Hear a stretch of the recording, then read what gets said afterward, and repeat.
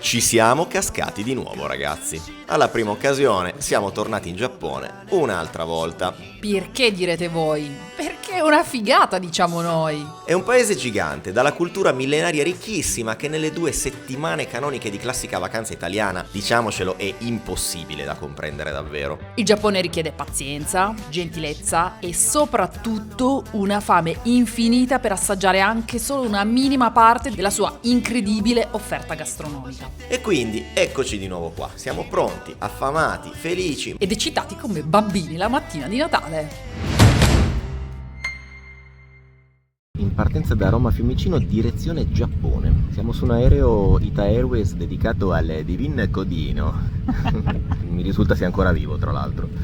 Allora, la situazione è questa. Franci, che sa benissimo di non avere il permesso, guarda il film dell'orrore. Anzi, non lo guarda perché mette le mani davanti. Tra l'altro incappucciata eri ancora più nel personaggio, se posso dire. Siccome siamo su un volo italiano diretto in Giappone, scelta giapponese per me e scelta italiana per Franci. Eccoci, ormai di casa qua.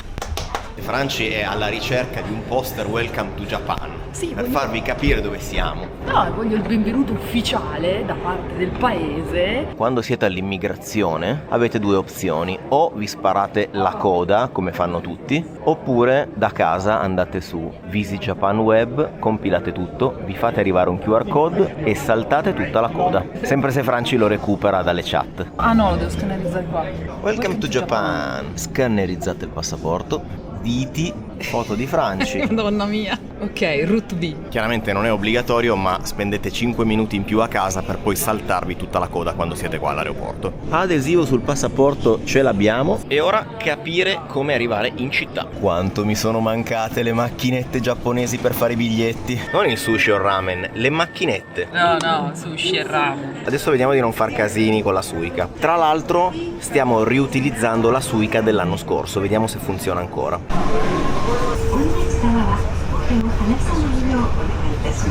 Quanto mi mancavano, ragazzi, queste vocette, queste musichette, questi pupazzetti. Ma mi mancava soprattutto il protagonista di questo video. Fatemi fare il check-in e adesso ne parliamo. E siccome l'ultima volta ci siamo trovati bene e lo sapete che noi quando si parla di dormire vogliamo stare belli comodi, perché non partire subito da un bel capsule hotel, prima e seconda sera. 9 Hours di Suidobashi. Sempre molto carino il 9 Hours, ci siamo piazzati nell'area comune perché non è ancora il momento di fare il check-in. C'è un'area caffè molto bella. Abbiamo disperatamente bisogno di caffeina perché sono le 4 di notte. Considerate che dovevamo dormire sull'aereo, non abbiamo dormito una semimazza e quindi speriamo di riuscire a tirare dritto fino a questa sera. Perché stasera dobbiamo essere molto svegli, molto lucidi. Sushi e acqua. Senza la E. Lo spagnolo sul Duolingo ha fatto il suo tempo, passiamo al giapponese. Io sono Pablo. Io sono Pablo, l'abbiamo imparato. Lo spagnolo a questo punto direi che lo mastico senza problemi. Passiamo al giapponese. Siamo qui a metà aprile ed è un po' la fine della Nami a Tokyo perché a seconda delle zone del Giappone ovviamente la fioritura avviene in date leggermente diverse perché è un po' lungo, insomma ci siamo capiti, no? Momento linea verde by Franci. Adesso gli alberi sono un po' verdini, un po' fioriti. Là però ce n'è uno rosa. No, ma non è questione di colore, Giano, non è che da bianco diventa rosa o da rosa diventa bianco. Giano non ha capito come funziona la fioritura. Scusa, la Nami non è quando è rosa. Questo canale parla di fiori, parla di alberi, di ciliegie e di anami. No, posso anche non saperne nulla. La mia mission per queste 2 settimane a Tokyo sarà impedire a Franci, cioè li puoi guardare, per carità, guardare si può, di comprare tutto il comprabile di questa tipologia. Fallirai. Per ogni ciotola che compri io mi compro un coltello giapponese. Non è una minaccia, è una solida realtà. Ricordatevi che nelle metro le uscite sono indicate in giallo. E voi direte vabbè, non è che non no, invece fidatevi perché in certi casi potreste perdervi e non riuscire a uscire. Ve lo dico per esperienza. Tipo questa. Siamo a Ginza, che è uno dei quartieri più scicchetosi Tokyo, non è tendenzialmente uno di quelli che frequentiamo di più, ma siamo qui per un motivo molto preciso.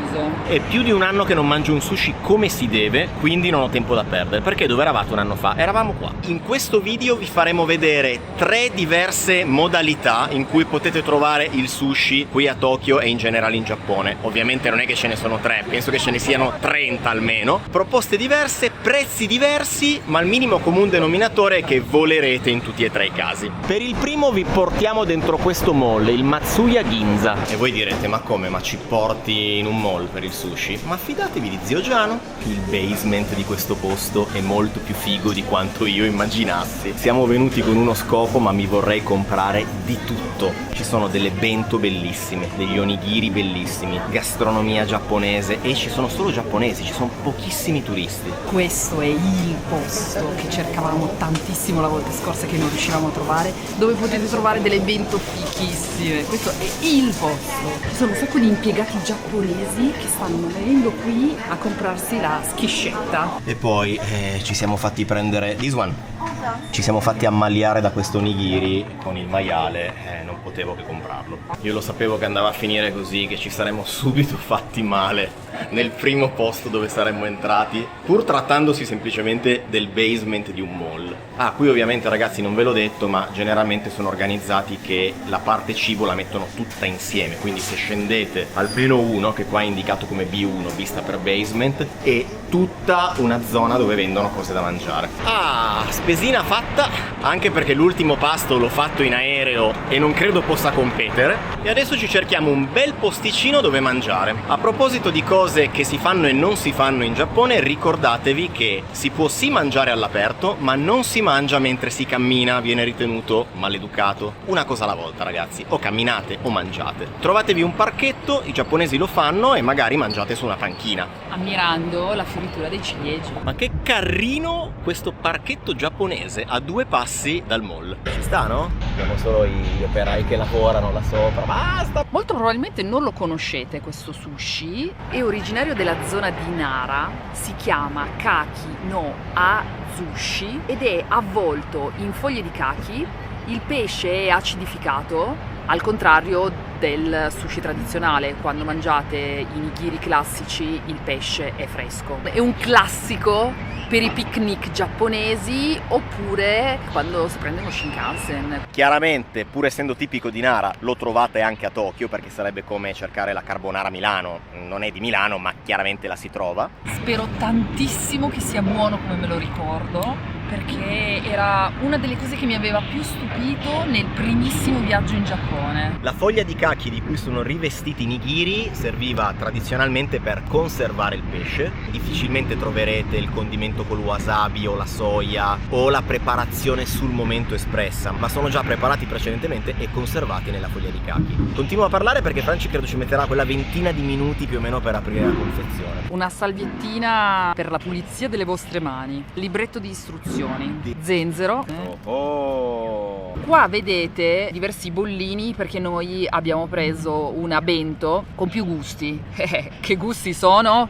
E mo' lo scopriamo. Li avevano a 1000 gusti e soprattutto vi vendevano la versione mista, li potete comprare singoli uno per uno, di modo che ve la fate voi. C'era la confezione da 30, quella da 8, quella da 6, insomma. C'era una confezione in legno meravigliosa, ma non ci sembrava il caso. no. Quello azzurro è sgombro, quello arancione giustamente è salmone, il rosa è l'orata e il rosso è l'orata dorata. Vado con lo sgombro che in assoluto è il più tipico. Istruzioni per l'uso. Spacchettate il vostro nigiri, ovviamente la foglia di kaki non si mangia, serve più che altro, oltre che conservare, serve anche un po' per aromatizzare se volete il nigiri. Annusate il vostro nigiri profumato, facoltativo ma poetico, e lo mangiate in un sol boccone. Quando li comprate ricordatevi di chiedere le ashi, cioè le bacchette, se no poi non sapete come mangiarli. E lui? È buono? Non fatevi ingannare da questa forma un po' tristina, perché è tutto appiattito e schiacciato in questo parallelepipedo. È molto gustoso, colloso ed è molto diverso dal sushi tradizionale perché ha proprio questo riso un po' acidificato che lo rende... Il riso vira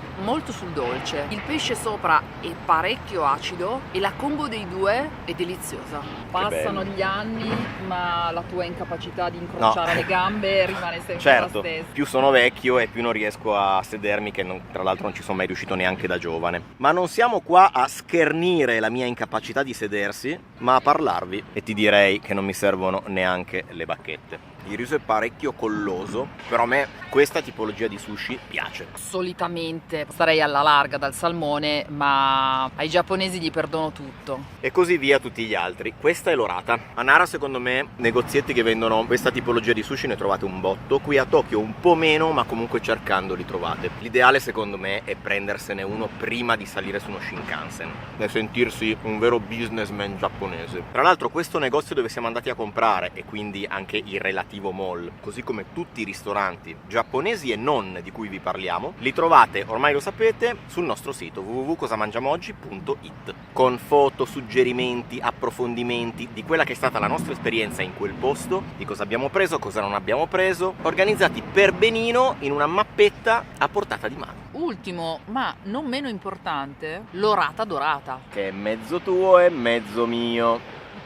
E niente ragazzi, come vi dicevo, abbiamo dovuto prendere anche un onigiri, anche se il video non parla di onigiri, ma adesso ne parla. Questo in particolare ha un pezzo di tonkatsu, possiamo dire? C'ha una cotoletta all'interno. Bene, vediamo se ci sono, se anche qua ci vanno delle istruzioni per aprirlo o basta che spacchetto, direi basta che spacchetto. Onigiri fatti espressi dalle sciure che c'erano lì nel mall. Non ha l'aria di essere un onigiri del Combini, per quanto gli onigiri del Combini, quando vi viene il raptus, possono andare bene anche quelli, ma questo mi sembra migliore. Franci, te devo mangiare a punta. Questo per me, raga, è lo snack giapponese per eccellenza, perché è uno snackino da 4-5 morsi, ne trovate di tantissimi gusti, e cioè io mi ciberei solo di questo. Do ancora un morsicino, Cioè per me il momento di consumo dell'onigiri sta un po' alla nostra pizzetta in Italia. buono. Cioè non potevamo uscire da lì senza prenderne neanche uno. Parliamo anche di prezzi, visto che vi facciamo vedere diverse proposte di sushi. Anche il prezzo varia. Qui abbiamo speso 1500 franci, 1500 yen per quanti pezzi sono? 7 pezzi, 7 pezzi. 8 euro. Quindi esatto, siamo all'incirca sugli 8 euro. Direi assolutamente approcciabile. Costo dell'onigiri non me lo ricordo, ma pochi euro ragazzi. Bene, ci siamo spazzolati tutto?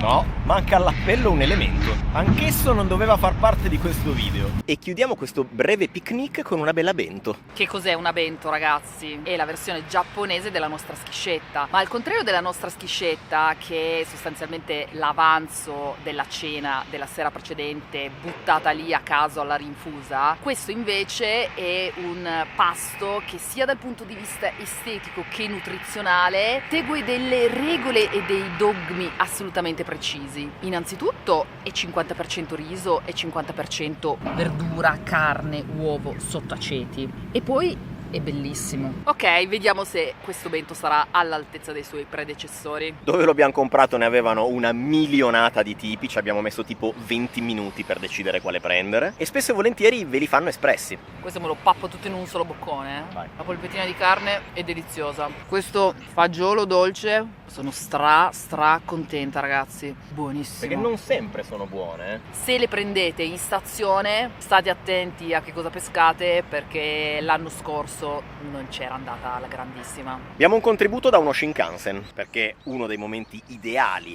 per comprare e per mangiare una bento è proprio prima di salire sul treno. Direi di darci da fare con il bento box che abbiamo testé acquistato. Ok. Air Sushi della Conad. Ciao amici di Conad. Complimenti per l'ottimo sushi, tra l'altro. Vado di nigiri. Ma veniamo al bento acquistato da Francesco Brutto. Un katsusando freddo, fritto, ha un aspetto abbastanza marcio e per questo ci piace. Li rendono super acidi, l'acidità è un conservante e quindi alla fine devo dirvi che è buono. Questo è un gambero. Gambero del Mesozoico. Marcio ma buono. Un po' troppo salsato. Non mi entusiasma. Una cosa di cui mi rendo conto solo dopo averlo impugnato. Questo, che sembra legno, in realtà è polistirolo, mascherato da legno. E giustamente, se il prezzo deve essere quello che deve essere, in questa prima fase vi stiamo raccontando solo cose che costano poco, per tutte le tasche. Mi piace perché sono super colorati e ogni boccone ha un sapore diverso, è molto divertente. Provate, sperimentate, avete l'imbarazzo della scelta sui gusti. Oh, mi sono messo in questo parco perché ho pensato, registriamo dal parco che stiamo tranquilli. C'ho gente che trapana alle mie spalle e gente che trapana nell'edificio dietro Franci, quindi sentirete trapani ovunque. E dopo questa scorpacciatina di sushi, vi sdraiate 3/4 d'ora sul prato, anche perché in aereo non avete dormito una mazza, e vi fate un bel pisolino qua. Andiamo a casa? Andiamo. Oppala! Qui sono talmente ben organizzati che c'è un cartellone che ti indica i giorni di presenza dei diversi track del food. Che ne so, l'8 di aprile c'è il numero 1 e il numero 2, quindi Kimadeli e Takabammi. Bello! Questo simpaticissimo parchetto si chiama Ibia. Ma prima di proseguire giunge il momento di parlarvi brevemente dello sponsor di questo video. Incogni. Avete presente tutte le volte che ricevete email fastidiose, spam, telefonate di marketing piuttosto aggressive e aggiungerei alle volte anche al limite della legalità? È un problema che affligge tutti, ma nel caso non lo aveste presente, abbiamo un esempio lampante della situazione. Prego Franci mostrare i dati relativamente alla tua posta in arrivo. E io ho ufficialmente gettato la spugna con la mia mail personale. Gandalf direbbe un nemico al di là delle tue possibilità. Sia quando siete online, sia quando siete offline e firmate e fleggate caselle, fate sempre attenzione, perché è un attimo che state fleggando il permesso nei confronti di terzi di far sì che vi possano rompere le scatole con email, telefonate, e poi una rottura di scatole sganciarsi e non sapreste neanche da dove iniziare.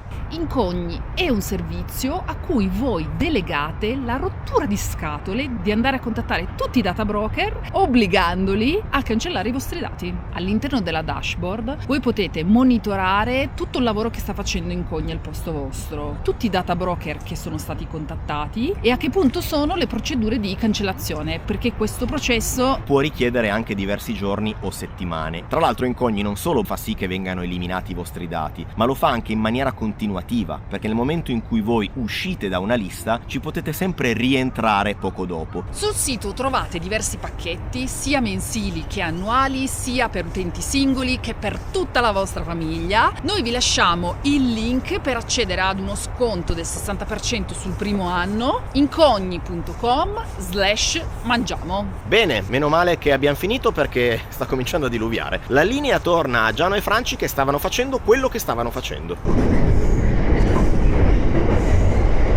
Ai piani neri accedono tutti, ai piani rossi solo le donne. Ascensore, qualche volta è monogender, qualche volta come in questo caso per entrambi. Tappi per le orecchie complimentari che possono tornarvi molto utili in questi casi. E noi siamo qua, micronap, perché sono distrutto. Ci rivediamo a cena. Sì, lo so, sembra a tutti gli effetti un attack, ma a me piace molto. E qua ragazzi si vedono già subito le stanzettine e al momento ragazzi è vuoto, non c'è nessuno perché giustamente sono le 4 del pomeriggio. E questo già lo conosciamo, asciugamani, pigiama, attaccapanni. Boh sì ragazzi, è un po' un loculino. E qua ci saranno tutti i sensori che vi faranno l'analisi del sonno. Un po' cringe forse. Lo so che è molto divisivo, che alcuni dicono ma no, sembra di dormire in una bara. Ragazzi, è economico, pulito, con una zona comune veramente carina, solitamente posizionato in zone super centrali della città. Per noi è un gran sì. Tra l'altro, inclusa nella mia prenotazione, perché era solo nella prenotazione del mio loculo, c'è il monitoraggio del mio sonno notturno. Molto bene, siamo direzionati al ristorantino di sushi di questa sera, ragazzi.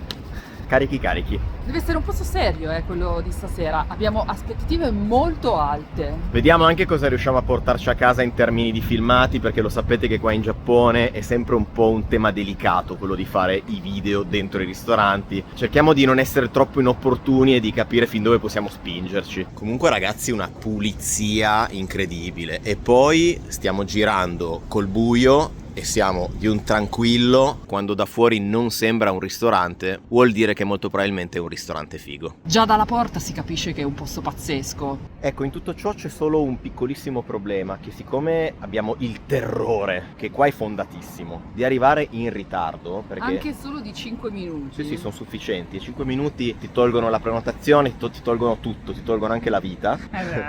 No, è molto disrespectful in Giappone arrivare, presentarsi in ritardo ai ristoranti. Siamo arrivati con 20 minuti di anticipo. Allora, sono le 20:20, con la speranza che non sia disrespectful anche entrare con 10 minuti di anticipo, io entrerei. Sake di Okayama per noi, quantomeno per me, perché Franci va di acqua. Partiamo con questo entrée di vegetali primaverili.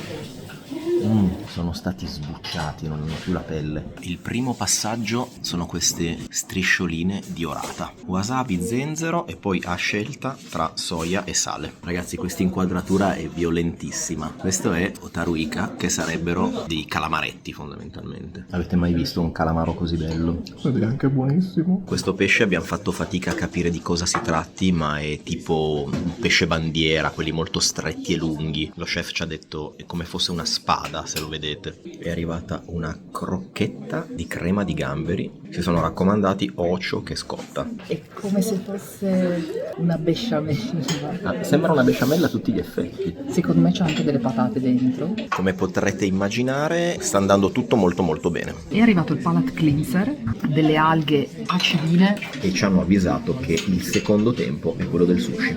Lo stiamo aspettando ardentemente.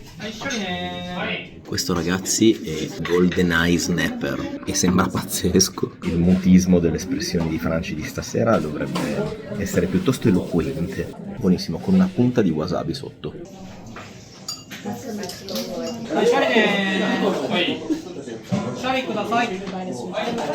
Non avevo mai visto togliere l'intestino così, sono ignorante, lo so, ma è ricchissimo. Seppiolina, potete andare anche di mano. E il momento più atteso è sempre quello del tonno, che è obiettivamente incredibile. E siccome il primo sake era molto buono, perché non provarne un secondo? Qui abbiamo un nigiri di clam da Hokkaido. Starei tutta la sera a inquadrarli, questi nigiri. Buono? Ti avviso, visto che hai la tosse, c'è un po' di wasabi. Questo gambero parla. Se potesse parlerebbe. Cotto divinamente. E ora mi ricordo il motivo per cui ho smesso di mangiare sushi a Milano. Sì, perché questi posti hanno un problema, che se voi avete un susharo preferito nella vostra città italiana, ma non siete mai venuti in Giappone, quando mettete piede in Giappone e provate un posto così, ciao ciao susharo della tua città, non ci volete tornare più. Ormai non ve li racconto neanche più, ragazzi, le immagini parlano da sole. Altro nigiri di clam, a questo giro cotta, quella di prima era cruda. Signore e signori, il chutoro. Brevemente, per chi non lo sapesse, il tonno viene servito in Giappone tipicamente in 3 diversi livelli di grassezza: bassa, media e alta. Quello più magro, diciamo così, è l'akami, quello che ci è stato servito prima. Questo è il chutoro, che è di media grassezza. Vai. E poi c'è quello più grasso e più pregiato di tutti, che spero vivamente arrivi, che è l'otoro. Qui in Giappone, giusto per darvi un'idea, già con l'akami volate via. E quindi immaginate cosa possa succedere col chutoro. Attenzione a non confondervi con questo, che non è l'unagi, cioè non è l'anguilla di fiume, ma è l'anago, che è il sea eel, cioè l'anguilla di mare, detto anche grongo. Perdonate la ripetitività delle mie espressioni. Siamo quasi in chiusura, sono arrivati ancora 2 rollini di tonno e la tanto agognata zuppetta di miso che Franci tanto adora. Vorrei che non finisse mai. E la zuppetta di miso raggiunge il next level quando dentro ci trovate le conchigliette. E si chiude col tamagoyaki. In sostanza è un dolcetto. Uova, zucchero, dashi, mirin e soia. Fresco, molto buono. Allora, esperienza molto positiva. Abbiamo speso 430.000 yen. No, sì, è la madonna, una macchina ci siamo comprati. No, cos'è? 43.000 yen. Abbiamo speso 230 euro, ragazzi. In due. In due. Innanzitutto qua non è che c'è la carta, qui venite e c'è il menù fisso, che è quello che abbiamo fatto noi e che fanno tutti, che costa 18.000 yen a testa, più i sake e l'acqua. Alla fine abbiamo speso 43.000, che in euro fa 230. E un buon sushi. Volendo si può ancora salire di livello. Esatto, non la prendete come una critica, ma semplicemente quello che vi consigliamo è andate a mangiare tanti sushi in situazioni diverse. Se lo possono permettere, No, aggiungerei. Sì, ma qual è il senso? Che se voi prendete e dite no, voglio andare in uno stellato e spendere 1 milione di miliardi di euro, non ha senso se prima non vi siete costruiti un attimo il palato assaggiando tante cose diverse. La qualità qui in Giappone è altissima e andare subito, immediatamente nel 3 stelle Non ha molto senso. non ha senso, semplicemente questo volevo dire. La giornata di oggi si conclude, il video non si conclude. Ci vediamo con voi domani mattina per la terza e ultima tappa sushi di questo video. E comunque non c'è ogni singolo viaggio in Giappone in cui io non mi fermi affascinato a guardare i sampuru, cioè i piatti finti. Dillo in giapponese. Sampuru. Alcuni di questi piatti, che sono veramente complessi da creare, possono arrivare a costare qualche migliaia di euro. Signori, buongiorno. La città si sta svegliando. Abbiamo Si sta preso... svegliando, sono le 9:30 già. Si è svegliata da un pezzo, ragazzi. Abbiamo preso il nostro caffettino. Devo dire il Rec Coffee che sta sotto il 9 Hours si difende molto bene, possiamo dirlo? Sì. Hai dormito bene nel tuo sarcofago? No, il sarcofago di per sé era giusto. Ok. E la mia tosse, che non lo è, rotto i coglioni A a tutto il dormitorio. Meno male che non li hai rotti a me, perché è un dormitorio separato maschile e femminile. Ho un po' di ansia di prestazione rispetto all'analisi della qualità del mio sonno. La qualità del... Molto bene, stamattina, come anticipato ieri sera, ultima tappa sushi, per questo video ovviamente, vi portiamo in zona ex mercato del pesce, anche detta Tsukiji Market. Dove siamo già stati, ma c'è sempre un buon motivo per tornare. Stamattina prendiamo la Tozai Line e dobbiamo andare a Kayabacho. Oltre ai nomi delle fermate avete sempre anche il numero di riferimento. E potete verificare il tutto anche per gli appositi schermi che ci sono dentro la carrozza, che alternano i caratteri giapponesi con quelli occidentali.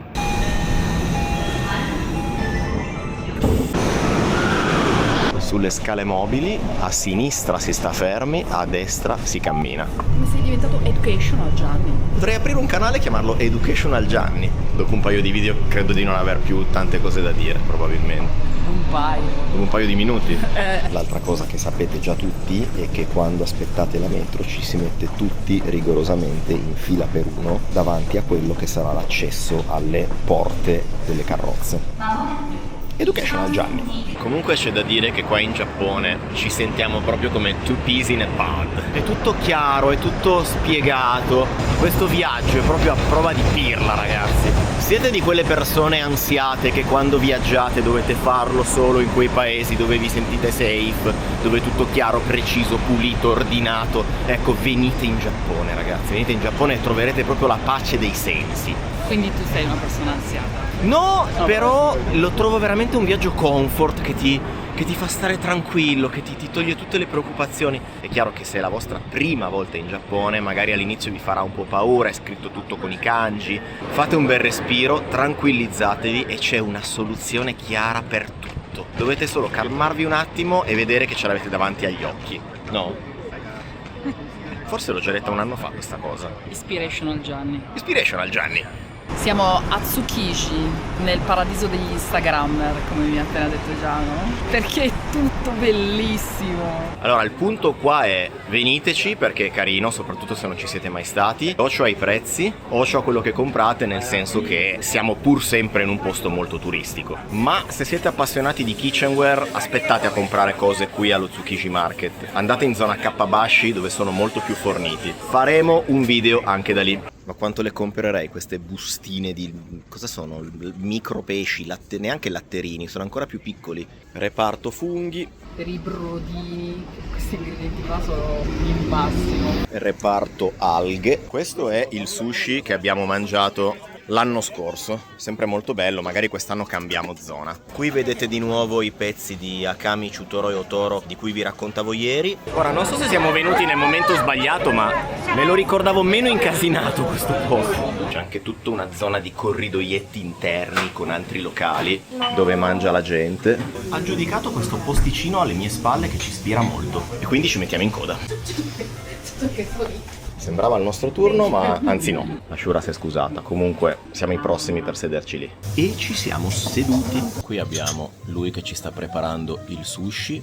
Me ne abbiamo preso quello tutto di tonno, Franci? Sì. Molto bene. Tutto tonno, tutto, anche le bacchette. Quindi, ore 11, direi che è il momento giusto per un bel... Vale chiamarlo chirashi, anche se è tutto tonno. Diciamo che vale chiamarlo cosa buona. Ciotolone di tonno, adesso andiamo a indagare la tipologia. E esercito di nigiri di tonno. Qui avete l'akami, il chutoro, è un po' più rosato, si vedono alcune infiltrazioni di grasso, per poi chiudere con quello super grasso, l'otoro.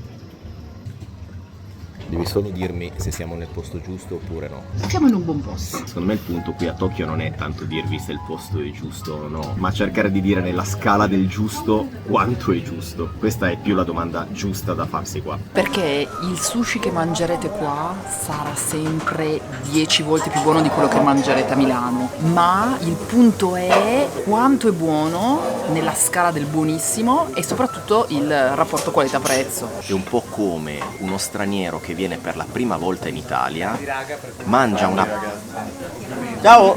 una pasta che noi riterremmo mediocre, ma lui già vola con quella pasta. Ecco, la stessa cosa capita a voi la prima volta che venite in Giappone. Mangiate un sushi che magari per un giapponese è da 6,5 e voi già dite wow, perché in Italia un sushi così già fate fatica a trovarlo. Ecco, è la stessa cosa. Akami è già sbam. Chutoro. Avete presente il burro? Vado direttamente anche con l'otoro. E l'otoro, che è incredibile, e farete fatica a non ordinare immediatamente un secondo set subito dopo il primo. Zenzero in chiusura.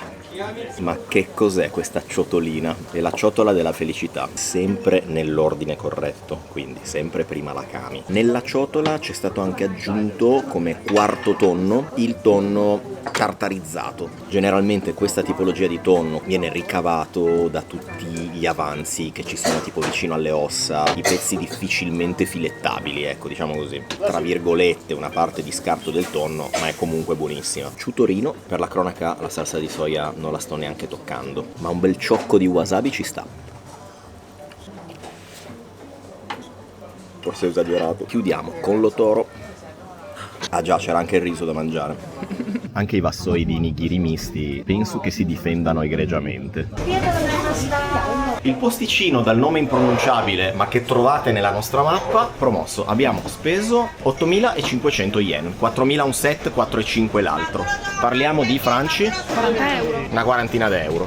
Ma non ho ancora finito con questo posto. Deposito di chele che mi diventa una situazione instagrammabile per Franci. Altra zona interna in cui perdersi. Nuova tappa in questo posticino alle mie spalle. Ci siamo fatti tentare, ragazzi, perché qui le bancarelle sono carine, i prezzi veramente competitivi e uno dice vabbè, ma quando mi ricapita? Franci mi ha dato l'onore del primo morso. Inizierò da lui. Fammi un confronto con quello di prima.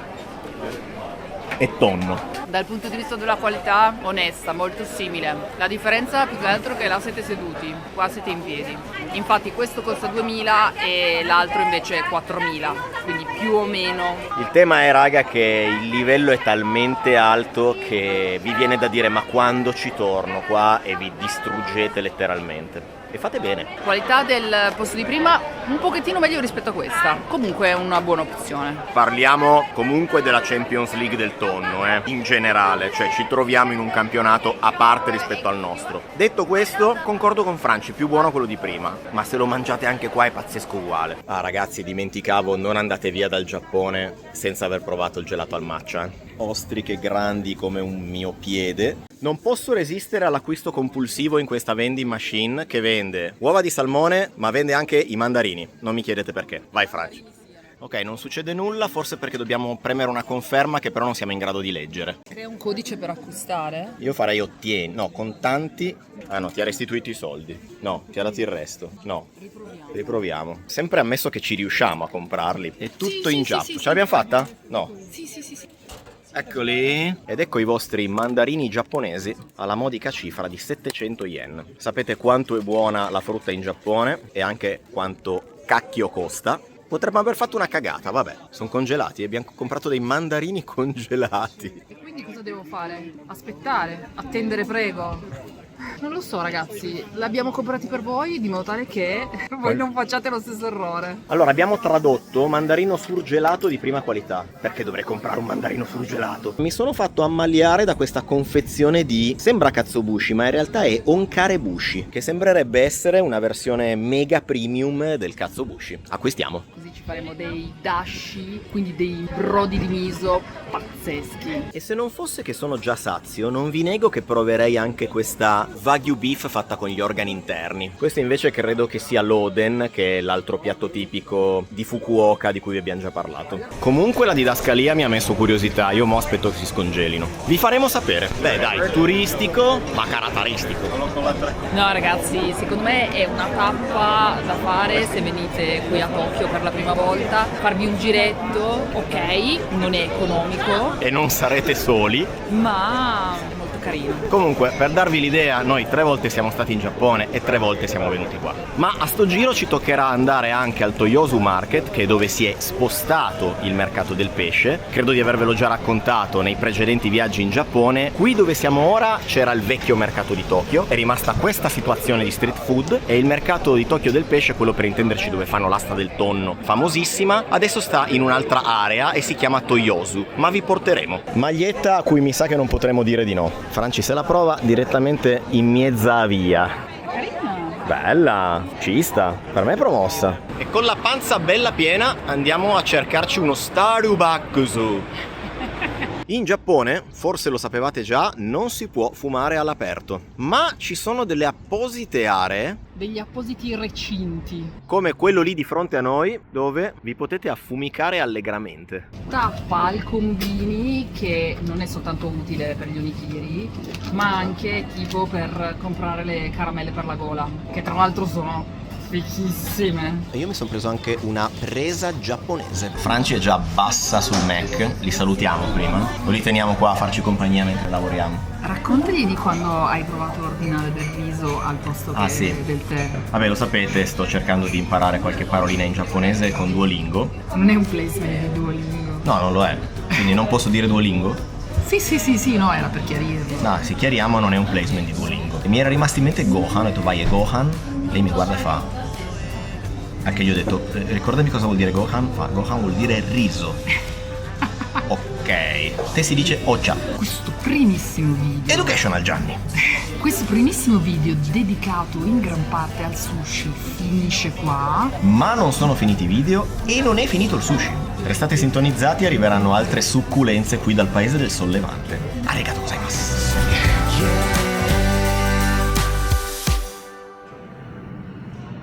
I mandarini.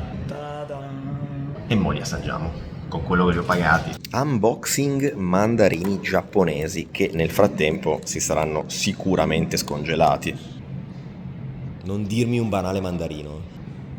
Recensione di mandarino giapponese comprato alle vending machine. Surgelato a 700 yen. Siete pronti? È un mandarino. Però non ha i semi.